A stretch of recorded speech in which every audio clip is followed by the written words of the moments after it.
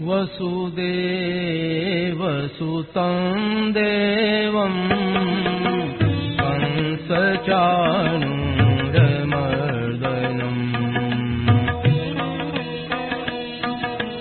देवकी परमानन्दं कृष्णं वन्दे जगद्गुरुम् अजोऽपि सन्नव्ययात्मा भूतानामीश्वरोऽपि सन् प्रकृतिं स्वामधिष्ठाय सम्भवाम्यात्ममायया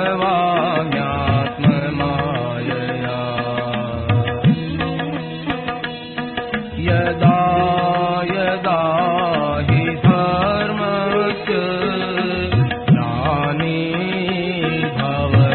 भारत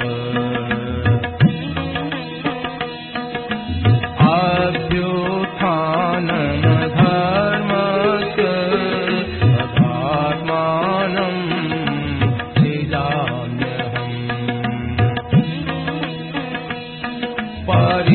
परित्राणाय साधूनां विनाशाय च दुष्कृताम् धर्म संस्थापनार्थाय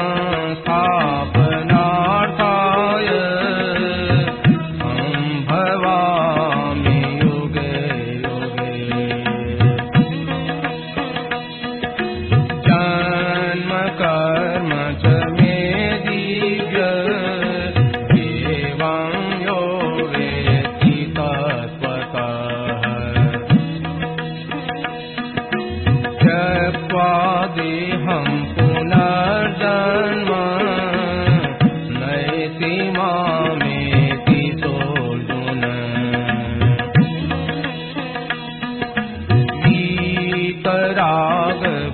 वीतरागभयक्रोधा मन्मया मामुपाश्रिताः बहवो ज्ञानतपसा भूता मद्भावमागताः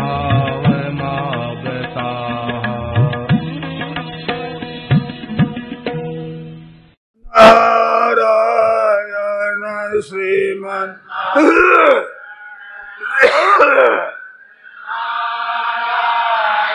न श्रीमन्नारायण नारायण नारायण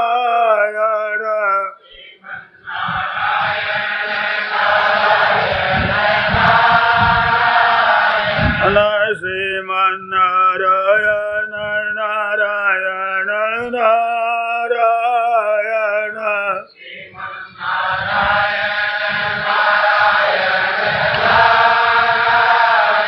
न श्रीमन्नारायण नारायण नारायण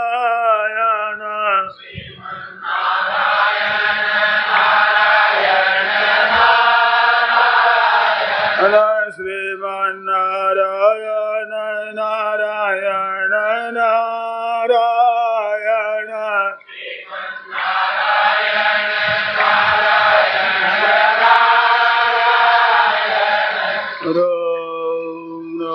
करता हूँ बीच बीच में बातें आती उस उपक्रम में ये सब समय चला जाता है। विचार था कि भगवान ने भक्ति की बहुत ज्यादा महिमा गई है। गीता में कर्मयोग, ज्ञान योग और भक्ति योग तीनों का ही वर्णन है, परंतु भक्ति की महिमा बहुत गाई है भगवान ने। योगी नाम भी सर्वेशाम, जितने योगी हो सकते हैं। योगी का तात्पर्य है कि जिनके परमात्म तत्व की ही जो प्राप्ति करना है और नहीं, वो योगी है। गीता की दृष्टि में समत्वम योग उच्यते, संसार में समता, सिद्धि सिद्धियो समो भूत्वा, संसार का काम सिद्ध हो चाहे न सिद्ध हो, उसमें अंतःकरण में कोई विकार न हो, उसका नाम है योग। हर एक काम करते हुए भगवान कहते हैं योगस्था गुरु कर्माणि, कर्म करो पहले में योग में स्थित हो जाओ, पहले से समता रखो, ऐसे कर काम करो। वो समता में स्थिति कैसे रहेगी? तो संगं त्यक्त्वा सिद्ध सिद्धियों समो भूत्वा, ये दो पहले की क्रिया बताई। मानो आसक्ति एक आग्रह रहना है ना, ऐसा काम हो जाना चाहिए, ऐसा विचार रहेगा तो सिद्धि असिद्धि में सम नहीं रह सकेगा। तो करना हमारा कर्तव्य है, हो जाना हमारे हाथ की बात नहीं है। और हो जाने के ऊपर जो आसक्ति है, आग्रह है, यही फले शक्तो निबध्यते, ये बंधता है। जो हमारे हाथ की बात नहीं है, हम उसमें आग्रह क्यों रखें? करने में कमी न रखें। अपनी दृष्टि से जो करना है उसमें तो कमी आनी नहीं चाहिए, और होने में तो प्रसन्न रहना चाहिए सदा, क्योंकि होना हमारे हाथ की बात नहीं। और करने में कर ही लेंगे, ये भी हाथ की नहीं है, पर करने में कमी नहीं चाहिए किंचित मात्र भी। अपना समय, अपनी समझ, अपनी सामग्री ये पूरी लगा देनी चाहिए। सामग्री भी, समझ भी, और सामर्थ्य भी, और सामग्री सब पूरी की पूरी लगाकर काम करना चाहिए। अब सिद्ध हो ना हो कोई बात नहीं, उसमें सम रहना है। तो संगं त्यक्त्वा सिद्ध सिद्धियों समो भूत्वा, पहले से भी काम सिद्ध हो जाए तो अच्छी बात, काम पूरा हो जाए तो न हो जाए तो हमें घबराना नहीं है।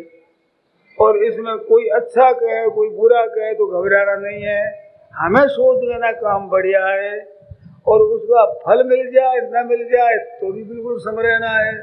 ऐसे सम रहने का नाम योग है। लोगों ने समझेगा भाई प्राणायाम किया जाए, समाधि चढ़ा ले, उसको योग कहते हैं।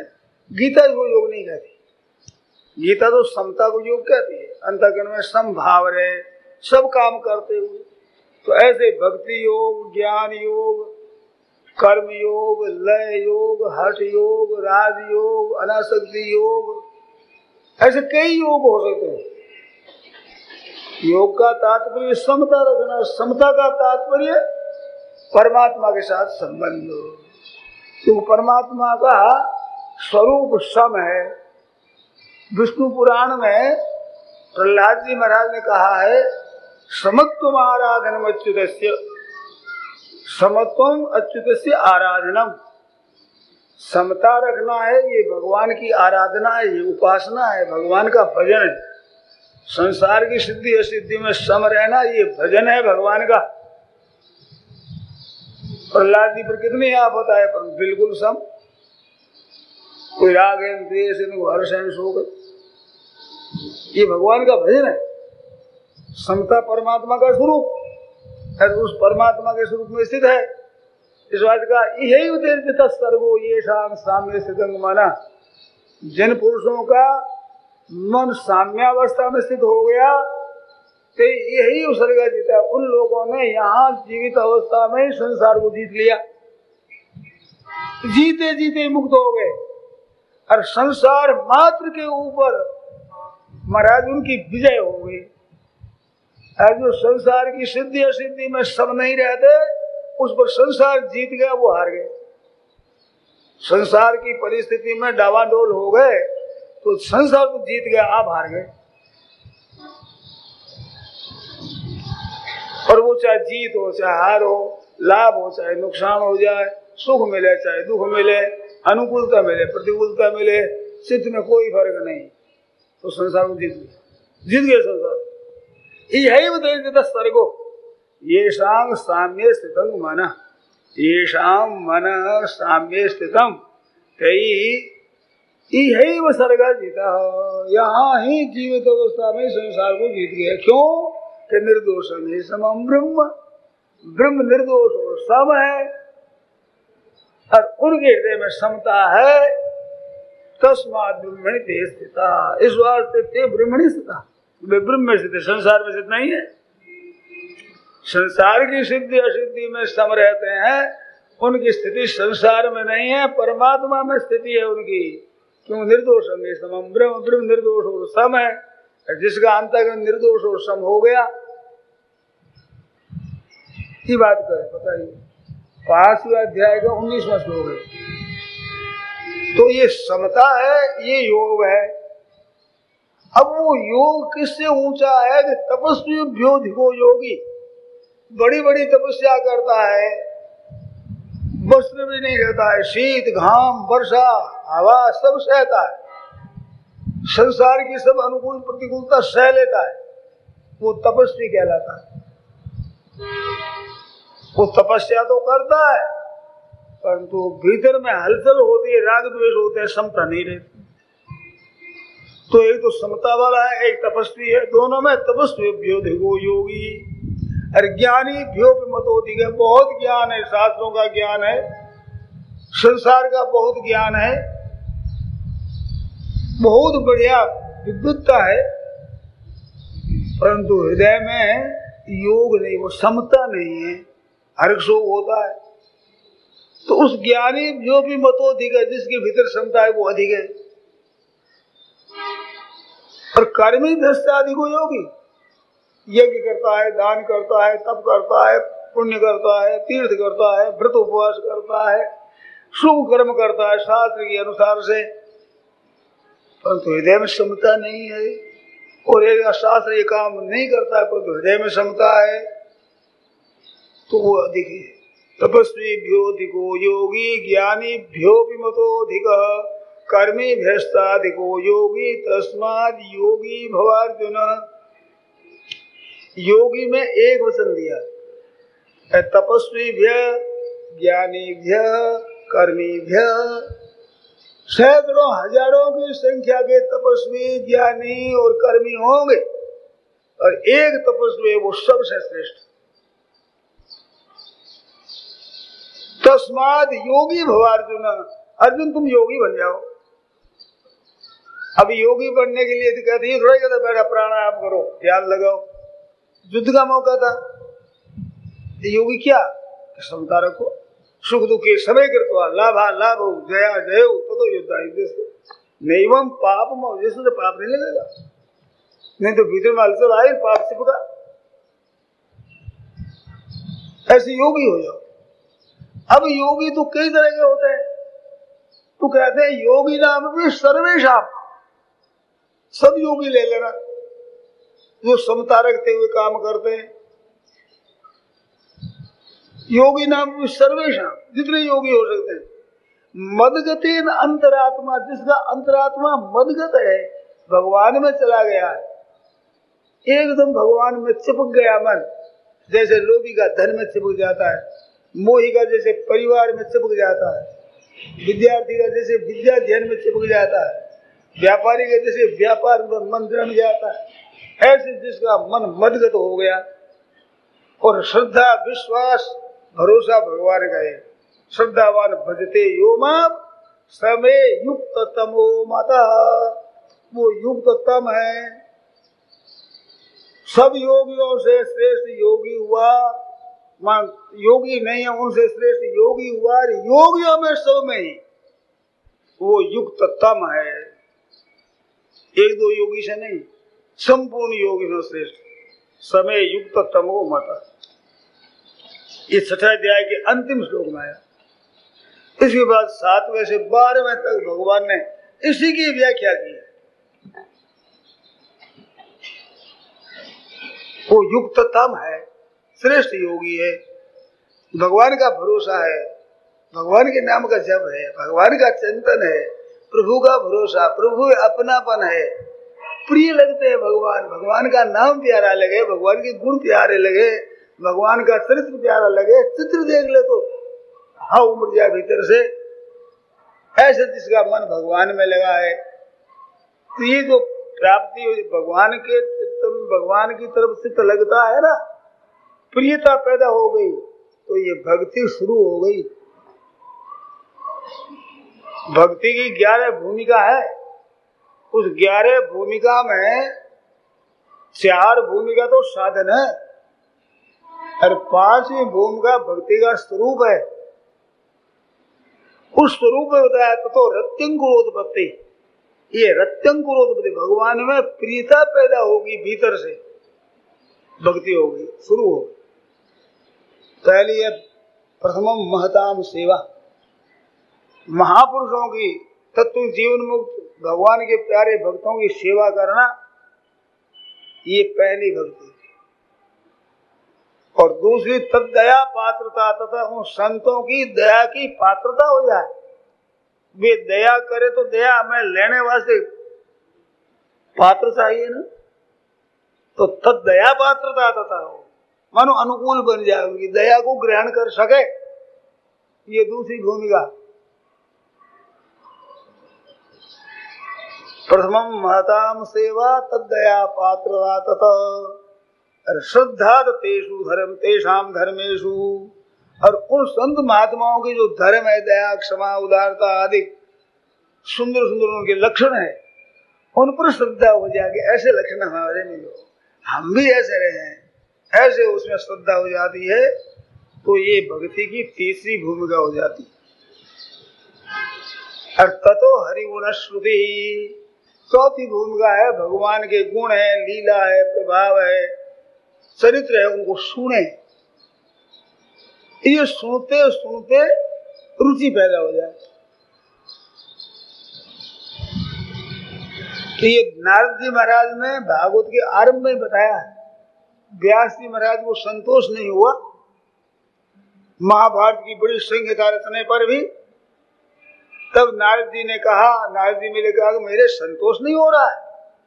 1,00,000 श्लोक महाभारत की माने जाते हैं, इतना वर्णन किया परंतु फिर भी संतोष नहीं। तो कहते हैं आपने महाभारत में मारकूट का वर्णन किया, भगवान की भक्ति का वर्णन नहीं किया। जब तक भगवान के गुण नहीं गाओगे तब तक शांति नहीं मिलेगी। तो अब भागवत का कथन करो। ऐसे कह करके अपना चरित्र बताया। मैं किसी युग में पहले दास्यास्तु कश्यास्मि, उन संतों के सेवा करने वाले की दासी थी, दासी का पुत्र था मैं। एक बड़े धनी आदमी के घर में दासी, उनका मैं लड़का था।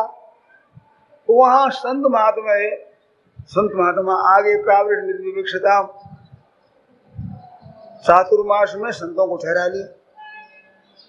तो उसने धनी आदमी ने मेरे को रख, हमारी माँ को रख दिया कि जल भर देना, झाड़ू लगा देना, ये काम तुम कर दिया करो। तो मेरी माँ वहां काम कर दी और मैं तो माँ के साथ ही रहता। बालक तो शोभा, माँ को कब छोड़े, वो माँ के साथ ही रहे। तो मैं साथ में रहता और संतों के दर्शन करता, माँ सेवा करती। तो संतों की बात सुन मेरा मन किया तो मैं सत्संग सुनने लग गया। तो इसमें वो लक्षण घटाया कि प्रथमम महताम सेवा, सेवा तो माँ कर रही है, तो सेवा में रहते ही साथ में बच्चे थे। तब दया पात्रता था, उन संतों की दया हो गई। दया क्यों हो गई? कहते मैं बालक था, माँ काम धंधा करती तो मैं जाकर बैठ जाता सत्संग में। सत्संग सुनाते, भगवान की कथा सुनाते तो मैं बड़ा प्रेम से सुनता। जहां मैं सत्संग प्रेम से सुनना लगा तो भगवान की संतों की दया हो गई। संतों की दया किस बात होती है? जीव जब अपने उद्धार में लग जाता तो संत दया कर लेते हैं। संतों की सेवा वाले संसारी आदमी कितनी कर लो, धन लगा दो, कितनी संपत्ति लगा दो, कितनी सेवा कर दो बाहर, पर उनकी रुचि भगवत भक्ति में नहीं होती तो संत हृदय से नहीं खुलते, राजी नहीं होते। लोग अटकल लगाते कि पैसा हूं संत राजी हो जाए, ठीक बात है। हमारी धारणा तो ये है कि पैसा हूं संत राजी हो जाए, संत नहीं होते, संत पैसा राजी होते नहीं।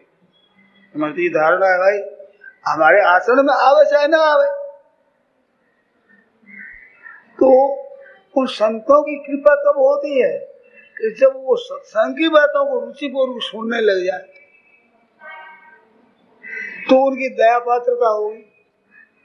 तो नारद जी ने कहा चक्कु कृपा यद्यपि तुल्य दर्शना, सब पर समान दृष्टि रखने वाले संतों ने मेरे पर कृपा की, विशेष कृपा की। तो कृपा क्यों की? अधृत क्रीडन के अनुवर्तिनी, खेल छोड़ दिया और जो महाराज कह जैसे मैं करता, ये दो गुण। अब बालक ने खेल छोड़ दिया तो बाबा जी क्या नफा हो गया? महाराज पर असर पड़ा कि बाल्यावस्था में खेल छोड़ दे तो त्याग है, त्याग इसमें। नहीं तो खेल कैसे छोड़ा जाए? अभी लोभी आदमी से क्यों छोड़ा जाएगा? नहीं छोड़ जाते। और अनुवर्तिनी महाराज कहे जैसी करूं मैं काम वैसे ही। यद्यपि वे तुल्य दर्शन ने बताया सब पर कृपा समान रखने वाले चक्रु कृपा मेरे पर कृपा करी। ऐसे मैं सुनता। अब श्रद्धा तेषाम धर्मेषु, उनके धर्मों में मेरी श्रद्धा हो गई कि मैं भी ऐसा बनूं। वे जब जाने लगे तो बालक की तो रुचि है ज्यादा, तो फिर कृपा करके बेटा तुम यहाँ रहो और ऐसे भजन करो और नाम जप करो, ऐसे उपदेश दे दिया। अब मैं भजन में लगा तो भगवान में मन लगे, मेरा नाम जप करूं मन लग जाए।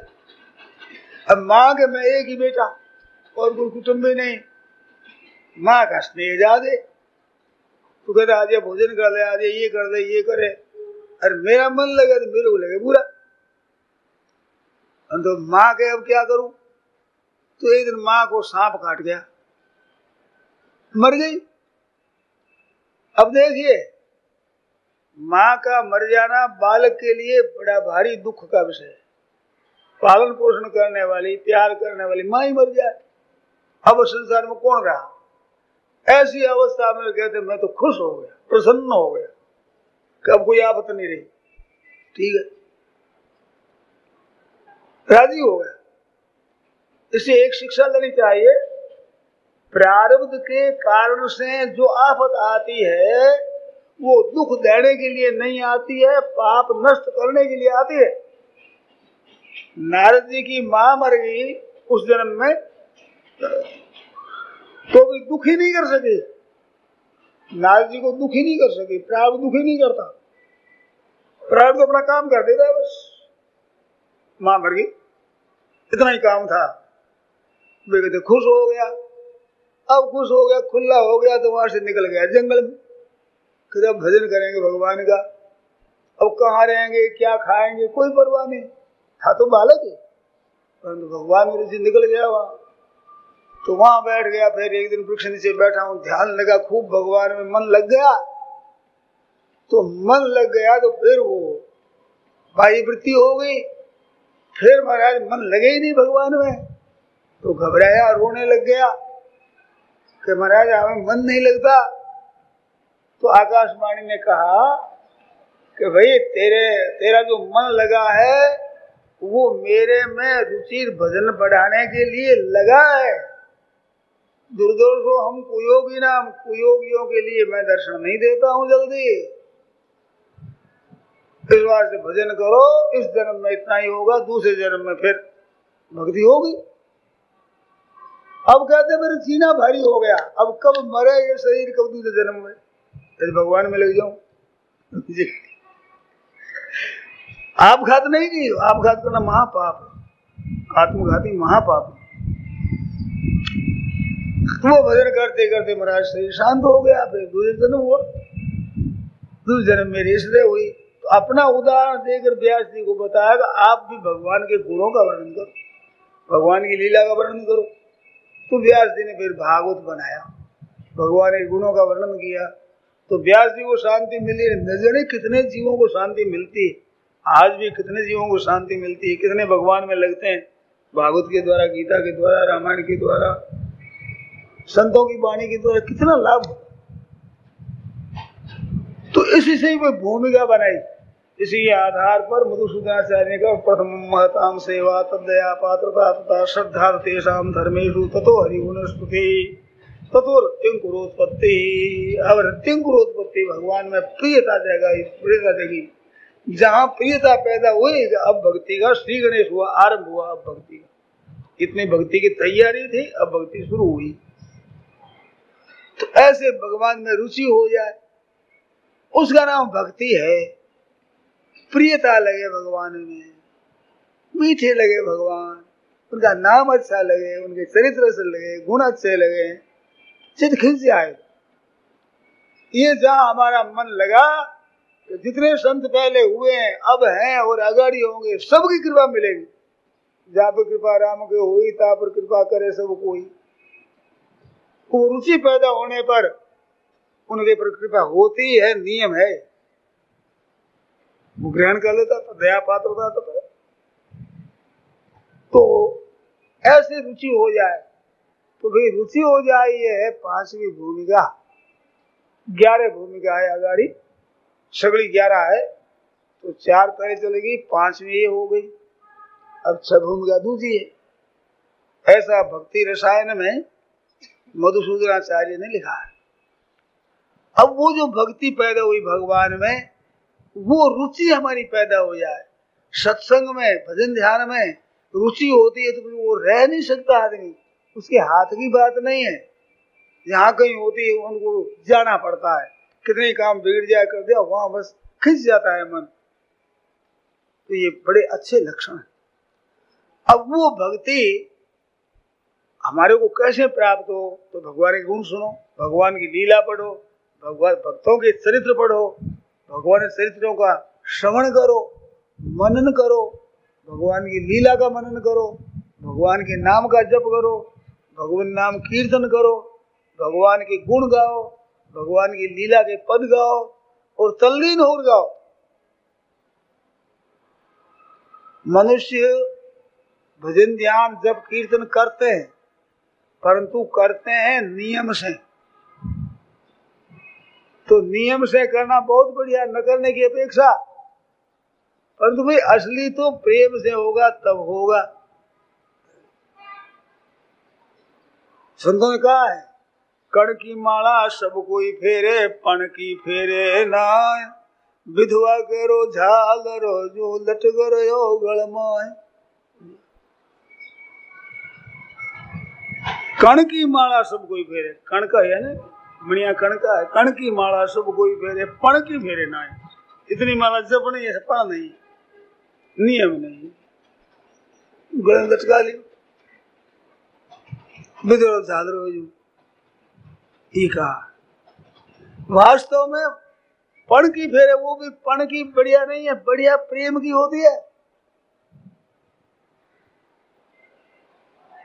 एक मार्मिक बात है, आप कृपा करके अर्थ ऊंधा मत लगा लेना। ऐसी रहस्य की मीठी बढ़िया बातें हैं, उसका अर्थ उल्टा लगा लेने से डर लगता है। और वो बातें आप लोगों को सामने में कहने में भय लगता है तो कहने में आती नहीं, क्यों ऊंधी पकड़ लेंगे। तो इतनी कृपा करना। प्रेम से भगवान का भजन होता है ना, और एक होता है नियम से। तो प्रेम से भजन होता है, उसका बड़ा भारी महात्म्य है। नियम से करना है वो तो कर्तव्य शब्द करना है। संसार का काम तो करते हो रुचि से, और भगवान का भजन करते हो नियम से। तो नियम से काम करता है, उसमें रस नहीं आता, रुचि नहीं पैदा होती। रसपूर्व काम करते रुचि पैदा हो जाएगी। तो इतना दिनों से जब करते हैं, भगवान में रुचि पैदा नहीं हुई। बात क्या है? बात क्या है, आप रुचि पूर्व भजन करते ही नहीं, नियम से करते हो। बस इतना पाठ कर लिया, जब कर लिया, आज पूरा हो गया, बस फिर बढ़ रहा। बोले काम हो, धंधा हो, चाहे मत हो, फालतू बात करेंगे, पर पाठ पूजन हो गया, इतनी माला जप ली, पूरी हो गई, अब रख दो। इससे प्रेम पैदा नहीं होता जल्दी। इसका दुरुपयोग नहीं करना, उल्टा अर्थ नहीं करना। उल्टा अर्थ के इसमें प्रेम पैदा होती है, छोड़ दो, तो फिर जयराम जी होगा नहीं कुछ नहीं। अकरणाद मंद कर्म से किसी तरह न करने की अपेक्षा तो करना अच्छा है ही, नियम है। और नियम से प्रेम करते हो तो प्रेम जागृत होगा। तो ये बात इस बात से सुनाई है कि प्रेम से करे, न कि नियम करना छोड़ दे। ये ऊंधी बात मत पकड़ना। संसार का काम तो रुचिपूर्वक करते हैं, और भगवान का भजन जाए तो नियम से घंटा 1.5 घंटा हो गए, ठीक है, वो पूरा हुआ, घड़ी देख दी पूरा। राम राम की अब माला हुई पूरी, राम राम राम, बाकी बड़ी पूरी हो गई। आफत मिटी, आज की तो आफत मिटी। अब कल दिन हो गए, फिर कल सुबह करनी, अब रोजाना नहीं, रोजाना की आफत। नीम ले लिया, क्या करें। तो न करने की अपेक्षा तो करना अच्छा है, पर तो आप देखो प्रेम जागृत हो जाए, ये बात नहीं है भाई। प्रेम जागृत जब होगा वो हो थोड़ा है, ये तो थोड़ा है। जैसे धन कमाने वाले को होता है ना, 1000 हो जाए, 10,000 हो जाए, लाख हो जाए तो थोड़ा है, 50 लाख हो थोड़ा है, करोड़पति में नाम नहीं हो थोड़ा है। ये रुचि होनी चाहिए भगवत भजन में और संसार के काम में होनी चाहिए। नियम करते हो जिस तरह से उल्ट हो उसको, ये इतना काम कर दिया अभी दुकान पे, चलो इतनी ड्यूटी बजा दी, वो क्या करे, आना जो आ जाएगा, भजन करो, वो करो रात दिन। देखो प्रेम जागृत होता है नहीं होता है। अब उल्टा चले तो कैसे प्रेम जागृत होगा। तो ऐसे भगवान का भजन रुचि पूर्वक हो, प्रियता पूर्वक हो। खास अपना काम है, दवाई लेते हैं वो पूछते हैं वैद्य से कि कितना दिन लेनी पड़ेगी, परंतु भोजन करना नहीं पूछते कि ये रोजी ना रोटी कितना दिन खानी पड़ेगी। बाबा भगत में पानी पीना ये झिझट कब तक चलेगी, कोई नहीं पूछता। क्यों नहीं पूछते, इसके बिना कैसे जीवेंगे। ऐसे भजन तो जीवन होना चाहिए, जीवन। पर भाई बहन करते हैं दवाई की तरह। अब इतनी माला कह दी महाराज ने, उसे अपना पड़ेगा, भाई क्या करा, वैद्य जी कितना दिन लेनी पड़ेगी दवाई, कदम बस इतने निहाल हुए आफत में। ऐसे भी कह देगा हम कोई जरूरत नहीं, सब निहाल हुआ बस।